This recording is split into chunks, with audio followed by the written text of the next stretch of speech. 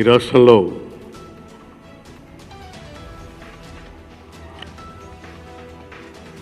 ఈఎస్ఐకి సంబంధించి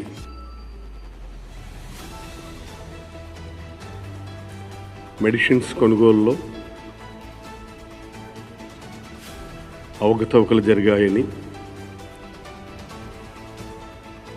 స్కామ్ జరిగినటువంటి దాని మీదను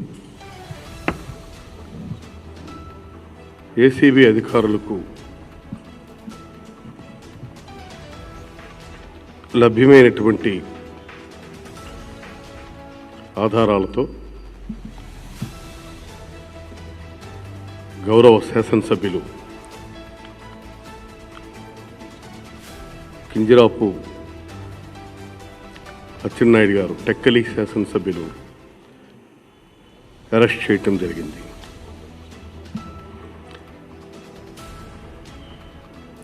అయితే చాలామంది దాని మీదను ప్రొసీజర్స్ అబ్జర్వ్ చేయలేదని, మరికొంతమంది స్పీకర్ గారికి సమాచారం ఇవ్వలేదని,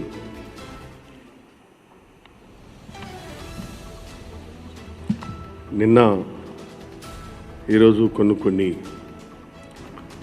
వార్తలు వచ్చిన మీదట ఈ మీడియా ముందు అటెండ్ అవటం జరిగింది. చాలా స్పష్టంగా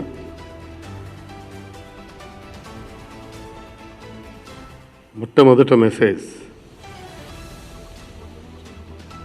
డ్యూరింగ్ ది కోర్స్ ఆఫ్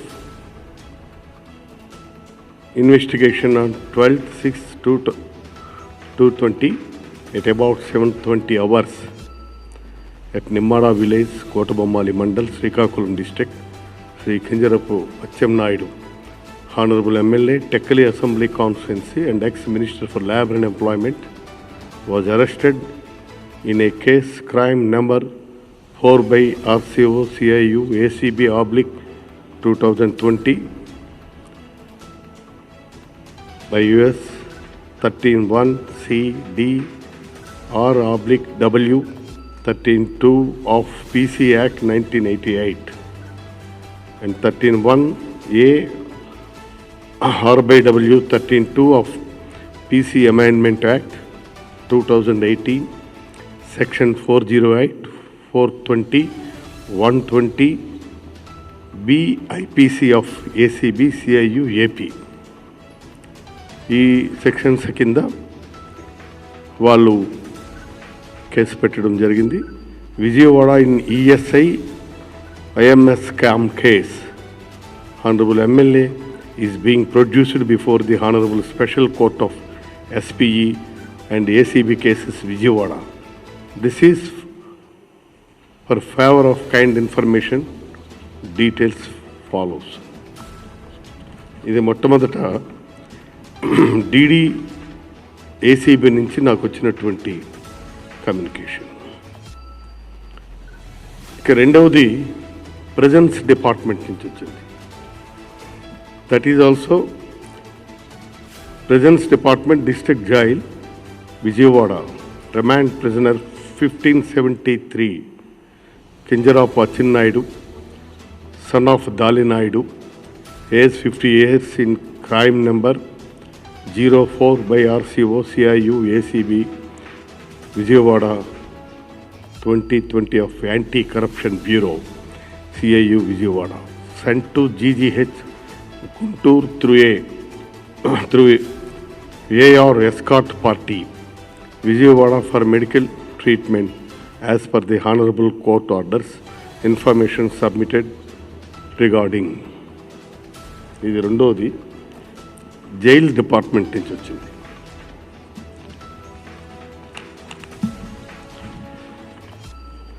ఇక మూడవది office of the court of special judge, courts criminal arrest and remand of Shri Kinjarapu Atchannaidu, member of state legislative assemblies, state of Andhra Pradesh, intimation as per Rule 17 of criminal rules of practice submitting regarding crime number 4 by RCO CIU ACB 2020 of Anti-Corruption Bureau CIU ACB Vijayawada Police Station registered for the offences under section 13(1) A, C and D, read with section 13(2) of Prevention of Corruption Act 1988 and under section 409, 420 and 120B of India Penal Code. ఇది మూడో intimation.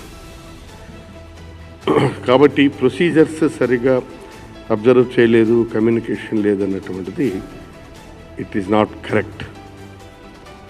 అన్నీ కూడా ప్రొసీజరికల్గానే వాళ్ళు చేయటం జరిగింది. అది మీకు ఒకసారి తెలియచేద్దామని చెప్పి ఈ ఇన్ఫర్మేషన్తో మీ దగ్గరికి రావడం జరిగింది. ఇక తర్వాత మనకి generally this kind of white collar offences are committed by those persons who are dressed in decent colours. Money laundering చట్టంలో మనకి యాక్చువల్గా ఇదే కాదు, ఇప్పుడు ఇది మనకి స్కామ్లో దొరికింది. దీని చుట్టూ అనేకమైనటువంటి డైమెన్షన్స్ కూడా ఉంటాయి. మనీ లాండరింగ్ కింద ఐపీసీ సెక్షన్ 120B, అలాగే నేరపూరితమైనటువంటి క్రిమినల్ కాన్స్పిరసీ కూడా యాడ్ చేస్తే మొత్తం ఈ వ్యవహారం వెనుక ఎందరున్నారు అన్నటువంటిది కూడా తెలుస్తుంది. ఈ రకంగా వందల కోట్ల ప్రజాధనాన్ని నిబంధనలకు విరుద్ధంగా దారి మళ్లించి దోచేసిన డబ్బుని మనీ లాండరింగ్ చట్టం ప్రకారం క్రైమ్ ప్రొసీడ్స్ ఉంటాయి. ఆ డబ్బుని నిష్కలంకమైన డబ్బుగా, అనగా అన్టైంటెడ్ డబ్బుగా చూపిస్తూ వివిధ లావాదేవీల్లో వాడుకొనే మదుపు పెట్టి ఆస్తులు కూడబెట్టడం, ఇది చట్ట ప్రకారం చాలా పెద్ద నేరం. సెక్షన్ 4 దీనికి మామూలుగా 7 ఏళ్లకు తక్కువ కాకుండా ప్రొసీజర్స్ ప్రకారం ఇవి ఏ విధంగా పనిష్మెంట్స్ ఉంటాయన్నటువంటిది అది వాళ్ళ చట్టంలో పేర్కొన్నట్టుగా వాళ్ళు తీసుకుంటారు. అయితే ఈ విధంగా జరుగుతున్నటువంటి దాంట్లో పేపర్లో కూడా చాలా వరకు చూసాం.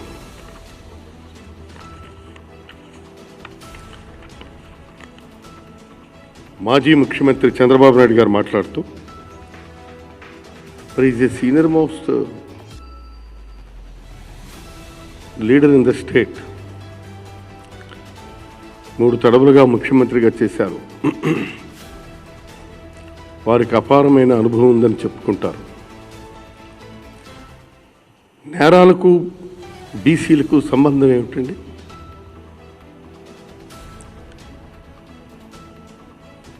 అచ్చెన్నాయుడు బీసీ అయితే నేరాన్ని వదిలేద్దామా? Shall we leave this case? వదిలేద్దామా? ఇది బీసీలందరికీ చంద్రబాబు నాయుడు గారు ఆపాదించడం నేను చాలా బాధపడుతున్నాను. It's a crime. ఇది ఒక నేరం. ఈ క్రైమ్కి ఎవరు అతీతులు కాదు, బీసీలు కాదు, ఓసీలు కాదు, ఎవరు అతీతులు కాదు. ఇప్పుడు దీనివల్ల బీసీలని చెప్పి 10 సార్లు మాట్లాడుతూ ఈ నేరాన్ని బీసీలని చూపిస్తూ ఒక విధంగా బీసీలను అవమానిస్తున్నారు. ఈ క్రైమ్ జరిగినప్పుడు అది బీసీయా, ఎస్సీయా, ఎస్టీయా, లేదు ఓసీయా అన్నటువంటిది ప్రశ్న కాదు కదా. Crime is a crime. క్రైమ్ని డీల్ చేస్తుండేటప్పుడు ఒక పెద్ద మనిషిగా మీరు ఇలాంటి మాట్లాడడం అది ఎంతవరకు సమంజసం? నేను అడుగుతున్నాను చంద్రబాబు నాయుడు గారిని. చంద్రబాబు నాయుడు గారు మీ ప్రభుత్వంలో ఈ అవినీతి జరిగిందా లేదా? స్ట్రైట్గా క్వశ్చన్ చేస్తున్నా. బీసీ అయితే నేరం చేస్తే వదిలేయాలా? నేను అందుకే అంటున్నాను, మేమేమి నేరం చేయలేదు అని మీరు అనుకుంటే, నిన్న మీరు చెప్పారు అచ్చెన్నాయుడు గారికి అలాంటి సంబంధం లేదు దీంట్లో అని. When there is a investigating crime agency, వాళ్ళు ఒకవైపు నుంచి చేస్తుంటే మీరు నేరం లేదని చెప్తున్నారు. పోనీ ఎవరు చేసి ఉంటారు చెప్పండి? ఆయన చేయలేదు, ఇంకెవరైనా చేశారా? ఆయన చేశారు అన్నటువంటిది ఆధారాలు ఉన్నాయని వాళ్ళు అరెస్ట్ చేశామని ఏసీబీ వాళ్ళు బల్ల గుద్ది చెప్తున్నారు. పోనీ ఇంకెవరైనా చేశారా? మీకేమైనా ఐడియా ఉంటే చెప్పండి. అచ్చెన్నాయుడు కాదు ఇంకెవడైనా చేశాడని ఉంటే చెప్పండి.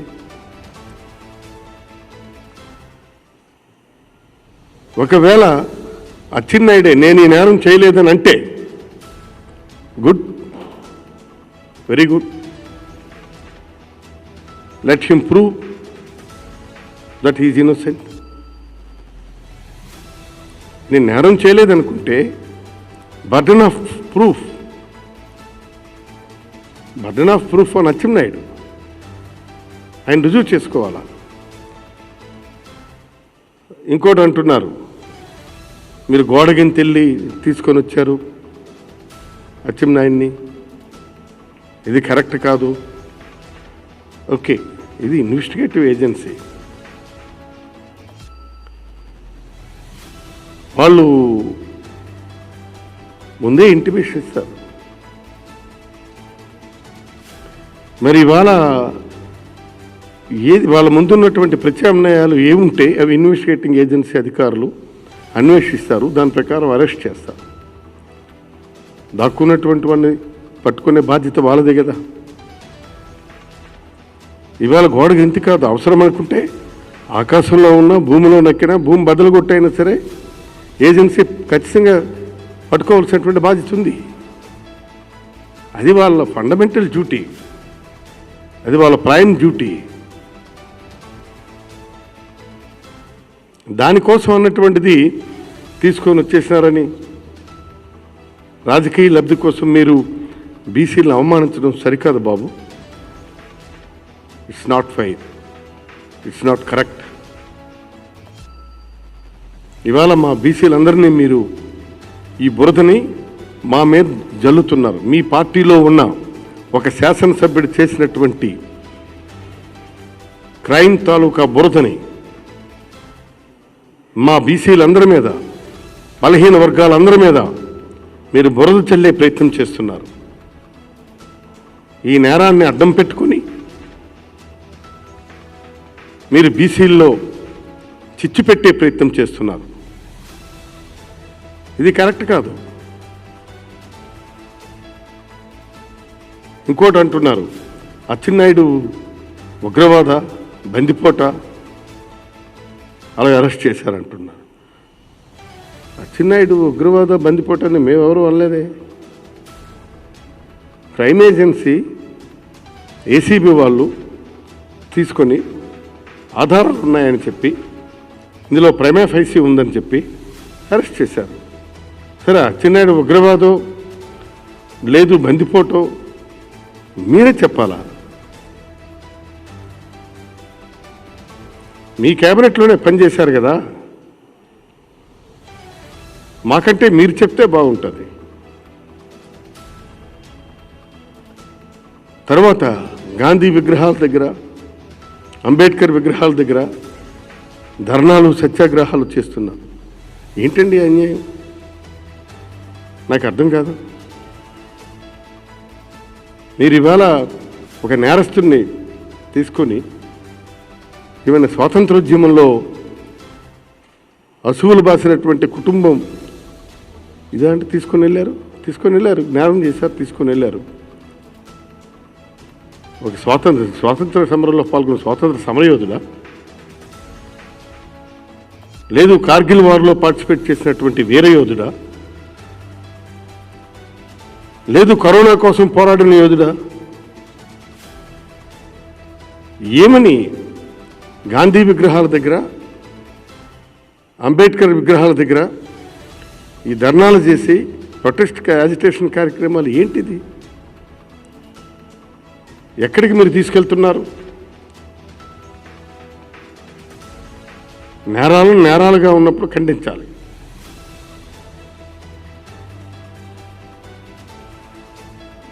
ఇవి దానివల్ల ఆ మహనీయుల్ని మహాత్ముల్ని మనం అవమానించినట్లు కాదా ఇది?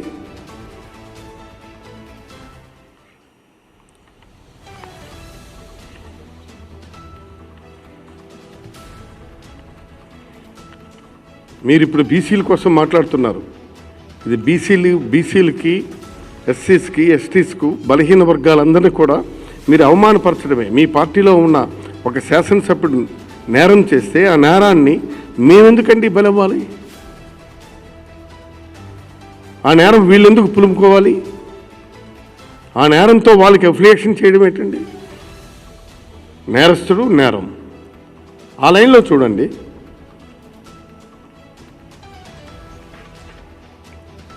మీరు అలా మాట్లాడితే బీసీలకు ఇంకా మీ మీద ఏ విధంగా నమ్మకం ఉంటుందండి?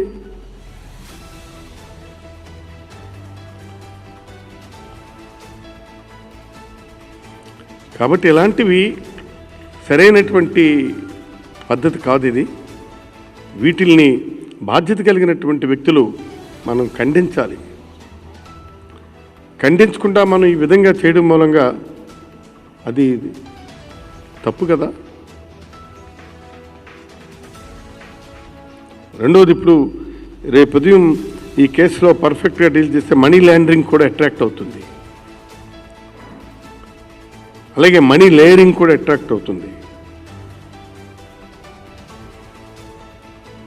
మనీ లాండరింగ్ చట్టంలో సెక్షన్ 3 and 4 కూడా యాడ్ చేయాల్సి ఈ కేసుకు సంబంధించి. మనీ లేయరింగ్ అంటే అందులో వచ్చినటువంటి డబ్బుని ఎవరెవరి ఖాతాల్లో వేశాం, ఇవన్నీ కూడా చూడవలసి వస్తుంది. ఇది ఈ చట్టానికే మనీ లాండరింగ్ చట్టం అనుబంధంగా ఉన్నటువంటి 2వ పేరా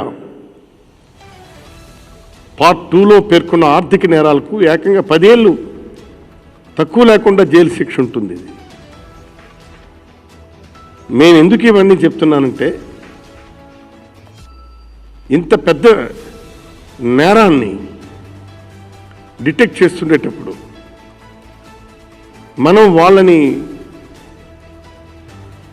ఈ బీసీలని తర్వాత ఎత్తుకొచ్చారని కిడ్నాప్ చేశారని ఈ విధమైనటువంటి ఆరోపణలు చేయడం సరైనటువంటిది కాదు. ఇది దీనికి సంబంధించి నాకు వచ్చినటువంటి సమాచారంలో వీళ్ళతో జతకట్టిన కొందరు టెక్కలి అక్రమ గ్రానైట్ మైనింగ్ లీజుదారులు, పాలిషింగ్ యూనిట్ల వాళ్ళు కూడా వీళ్ళ బ్లాక్ మనీ వైట్ చేయడంలో తోడ్పడ్డారన్నటువంటి ఆరోపణలు కూడా ఉన్నాయి. ఆ లైన్లో కూడా వాళ్ళు ఎంక్వైరీ చేస్తున్నారు. Of course let all should come to the facts. తర్వాత దీని మీదను మరొకసారి డిస్కస్ చేసుకోవచ్చు. కానీ నేనేమంటున్నానంటే, ప్రొసీజర్స్ ప్రకారమే అరెస్ట్ చేశారు.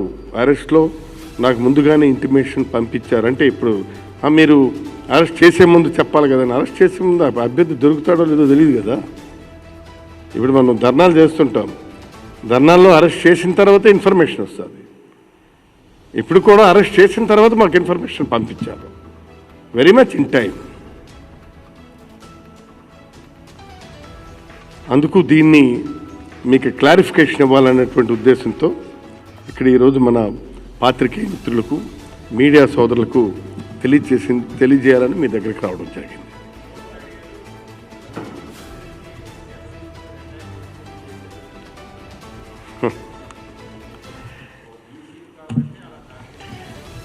నేను అదే చెప్తున్నాను కదా, ఇప్పుడు నక్సలైట్లు, బందిపోట్లు వాళ్ళని వదలరు, కరుడుగట్టిన నేరస్తుల్ని వదలరు, ఈ విధమైనటువంటి ఆర్థిక నేరగాళ్ళని వదలరు. ఇది లిటరల్గా ప్రజాధనాన్ని దుర్వినియోగం చేశారు. ఇంకోటి గమ్మత్తు ఏమిటంటే, బీసీలు అంటున్నారు. ఈ స్కామ్లో గురైనటువంటి వాళ్ళు ఎవరు? కార్మికులకు రావాల్సినటువంటి వీటిల్ని మీరు ఈ విధంగా చేస్తే కార్మికుల్లో ఎవరుంటారు? మెజారిటీ ఆఫ్ నీటికి 90% మంది బీసీలు, ఎస్సీలు, ఎస్టీలు, ముస్లిమ్స్, మైనారిటీసు వీళ్ళే ఎక్కువ ఉంటారు. వాళ్ళకి రావాల్సినటువంటి, వాళ్ళకి చేరాల్సినటువంటి ఈ బెనిఫిట్స్ని బీసీ పేరుతో మనం కొట్టేసి వాళ్ళని అడుగుతొక్కే ప్రయత్నాన్ని ఏమనాలి? వాళ్ళకి చేరాల్సినవే కదా. కార్మికుల్లో మెజారిటీ ఆఫ్ ది పర్సన్స్ ఎవరు? బీసీలు, ఎస్సీలు, ఎస్టీలు, మైనారిటీసు, క్రిస్టియన్సు, అణగారిన వర్గాలు, అట్టడుగు వర్గాలు వీళ్ళే కదా ఎక్కువగా. మరి వాళ్ళకి చెందాల్సినటువంటివి మనం ఈ విధంగా కొట్టేయటం మూలంగా ఏమంటారు? దీన్ని ఎలా బీసీ అని పెంచుకుంటారు? ఇది కరెక్ట్ కాదు. ఇది చంద్రబాబు నాయుడు గారు చెప్తున్నారు, వీళ్ళు ఒక వీళ్ళ మాదిరిగా, బందిపోట్ల మాదిరిగా, నక్సలైట్ తీవ్రవాదుల మాదిరిగా మీరు అరెస్ట్ చేశారు, కిడ్నాప్ చేశారు అంటున్నారు. వాళ్ళని వదలరు. ఇది ఈ విధమైనటువంటి క్రైమ్తో రిలేషన్ ఉన్నటువంటి వాళ్ళని వదలరు. వాళ్ళ డ్యూటీ వాళ్ళు చేస్తున్నారు. ఏసీబీ కానీ, సిబిఐ కానీ, ఎవరైనా కానీ, సిఐడి కానీ, ఇవన్నీ ఎంక్వైరీ ఏజెన్సీస్, కాన్స్టిట్యూషనల్గా ఏర్పాటైనటువంటి ఎంక్వైరీ ఏజెన్సీస్, విచారణా సంస్థలు. ఈ విచారణా సంస్థలు వాళ్ళ ముందున్నటువంటి అన్ని ప్రత్యామ్నాయాలని వినియోగిస్తారు. ఇవాళ వాళ్ళు అరెస్ట్కి వెళ్ళేటప్పుడు సహజంగా వాలంటరీగా, ఏంటి మీరు ఇలా వచ్చారు, రండి, మిమ్మల్ని అరెస్ట్ చేస్తుంటే మంచిది, ఏ విషయం చెప్పండి, చెప్పిన తర్వాత మంచిదంటే పదండి అనాలి.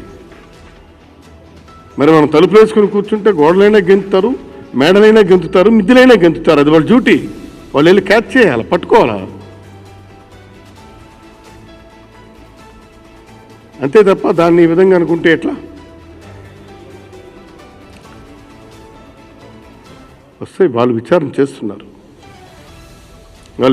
చేస్తున్నారు. Let it come out. ఆ ఫ్యాక్ట్స్ కూడా వస్తాయి. ప్లీజ్ వన్ అవును.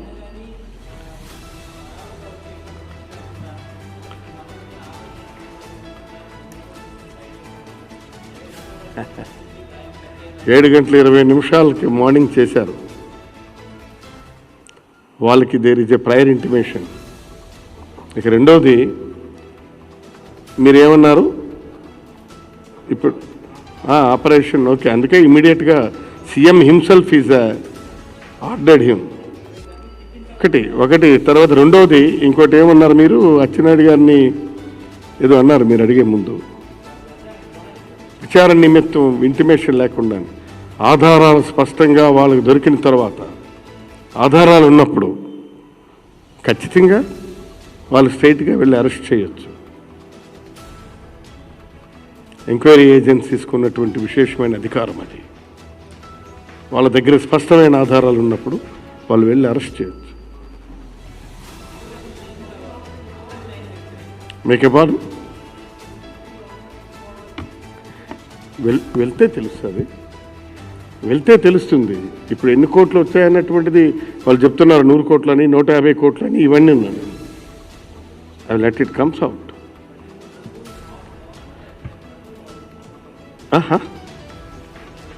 Maybe presumed are right. మనం అప్పుడే ఏముంది, ఇంక విచారణ పూర్తి కాలేదు కదా. విచారణ పూర్తయితే ఏ దాని కింద, ఏ సెక్షన్ కింద ఏది అట్రాక్ట్ అవుతుంది అన్నటువంటిది when they are filing the charge sheet. Before filing the charge sheet you can't say like this. వాళ్ళు చార్జ్ షీట్ ఫైల్ చేసినప్పుడు కదా ఇవన్నీ ఏ సెక్షన్స్ కింద, దీని కింద ఇది కేసు అట్రాక్ట్ అవుతుంది అన్నటువంటిది ఫైలింగ్ ఆఫ్ చార్జ్ షీట్లో ఇవన్నీ వస్తాయి.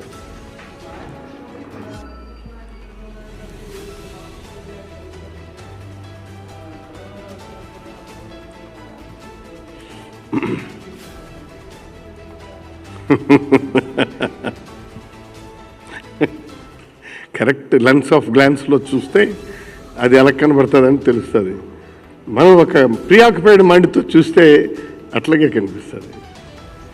నేను అదే అంటున్నాను, ఇది పొలిటిసైజ్ చేయకుండా, బీసీ వర్గాలను ఆపాదించకుండా, నేరాన్ని నేరంగా నేరస్తుడిగా మనం ట్రీట్ చేస్తే దీంట్లో మెరిట్స్ డిమెరిట్స్ మీకు కరెక్ట్గా కనిపిస్తుంది.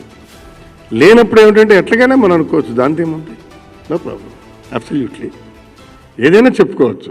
కాకపోతే whether it is a fact are not, that is $1,000 of question.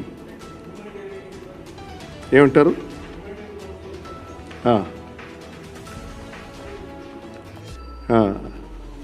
అక్కడ ఉన్నటువంటి సర్కమస్టెన్సెస్, ప్రివైలింగ్ సర్కమస్టెన్స్ ఏంటో మీకు నాకు తెలియదు కదా.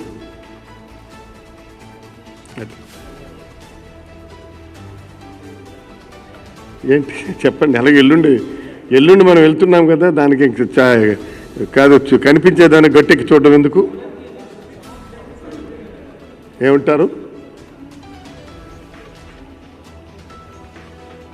నాకు అర్థం కాల. So because of this covid and corona దృష్టిలో పెట్టుకొని, కరోనాని దృష్టిలో పెట్టుకొని governor would like to address both the houses on video conference. Remaining ఇదేం లేదు, మీరు ఆయన కోరుకున్నారు అది. సో వెన్ గవర్నర్ సెడ్ ఆయనే అడ్రస్ చేయాలా, అందుకు మనం ఆ విధంగా తీసుకోవాల్సి వచ్చింది అన్నటువంటిదే నా అభిప్రాయం. నాకు ఒకరు మాట్లాడాలి. అవును, ఓకే, అందుకే రావాలా రాకూడదు అన్నాడు. That is their option. కాకపోతే మేమైతే సమన్ చేయాలి కదా. వెన్ హీ సెడ్ నేను అటెండ్ అవ్వను అన్నటువంటిది మన దగ్గర సమాచారం లేదు. కానీ సమన్ అన్నటువంటిది ఖచ్చితంగా అందరి సభ్యులకి చేయాలి. It's a constitutional. సో మేము సమన్ చేస్తాం. వాళ్ళ దీన్ని బట్టి ఇక్కడ వాళ్ళు రావచ్చు, రాకపోవచ్చు. లేని విధంగా సరికొత్త ఛానల్ గరుడ టీవీ ప్రతినిత్యం ఆధ్యాత్మిక విశేషాలతో, ధార్మిక సాంస్కృతిక కార్యక్రమాలతో అందరినీ అలరించడానికి వచ్చేసింది గరుడ టీవీ. మన టెంపుల్ సిటీ తిరుపతి పుణ్యక్షేత్రంలో శ్రీ వెంకటేశ్వరుని పాదాల చెంత మునుపెన్నడూ లేని విధంగా సరికొత్త ఛానల్ గరుడ టీవీ ప్రతినిత్యం ఆధ్యాత్మిక విశేషాలతో, ధార్మిక సాంస్కృతిక కార్యక్రమాలతో అందరినీ అలరించడానికి వచ్చేసింది గరుడ టీవీ.